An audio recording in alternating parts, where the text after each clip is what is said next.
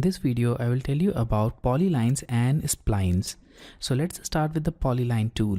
So here on draw panel, you'll see this polyline tool, and when you select it, you'll find its behavior is very similar to that of a line tool.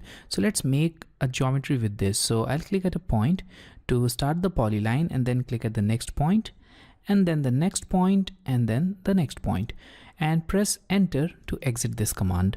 So now in this case, you can see that we have this geometry which is very similar to the line tool. But now let's look at this line command. So select it. Now click at a point and then make a similar geometry, but this time I'm using the line tool.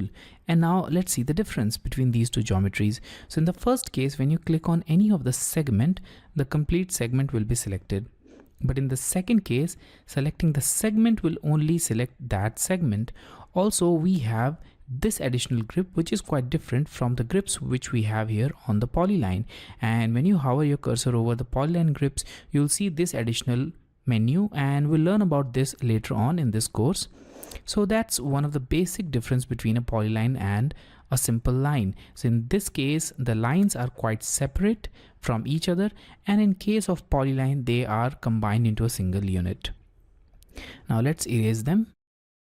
Polyline has also many other properties. So let's start this polyline, and now I'll click at a point to start the polyline, and now look at the command line. Here we have some other options related to the polyline. So I'll just click at the second point somewhere over here, and now I'll select the arc option.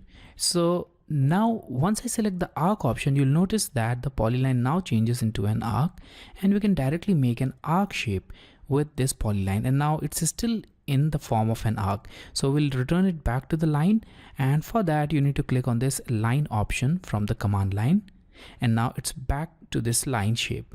So once again, I'll just drag this point and click here, and now click here, and here we have it. So using a single command, we can make this kind of geometry which has this segment, the line segment, and also the arc shape, and the polyline tool can be used to make it. So now let's select this polyline tool and let's look at other options related to the polyline. So now I'll click at a point, and now look at the command line. So here we have this option of half width. Let's select it, and now let's apply a starting half width of 10 unit and press enter. And now here we have an option for ending half width. Let's select 10 also in this case, and now look at this shape. So now we are able to make this polyline but with certain width, and this is the final shape of polyline. So now the half width of this complete polyline is 10 units. So the complete width of this polyline will be 20 units. So now let's erase this geometry, and I'll select the polyline tool again, click at a point, and now I'll change the half width value to 0 for both the cases, for the starting and end width. And also we have an option of width here. So using the width option, you can enter the complete width of the polyline. So let's say that we want to enter a width of 20 units, so simply type 20, press enter, and the ending width also 20, and now we have the same results here. So using half width, we have applied a width of 10 units in between the center line and the periphery or the extreme end of this thickened polyline, but in this case we were applying the complete thickness or the complete width of this polyline, which was 20 units in this case. And here we have the final geometry. So here also you need to change these values to their default in order to have a normal behavior of the polyline. So now here we have the normal polyline. Now let's look at the spline tool. So using splines, you can create some very organic shapes, and when you expand the draw panel, you'll see we have two spline commands here, the spline fit and spline with control vertices. So let's select the spline fit. Now we can click at a point to start the spline, then click at the second point, third point, and so on. So this is the spline shape which can be used to make many organic shapes in AutoCAD. And now press enter to exit this command, and when you click on this spline, you'll notice that the points where we clicked, we have these grips. So at every point where we clicked, we'll have this grip on the spline.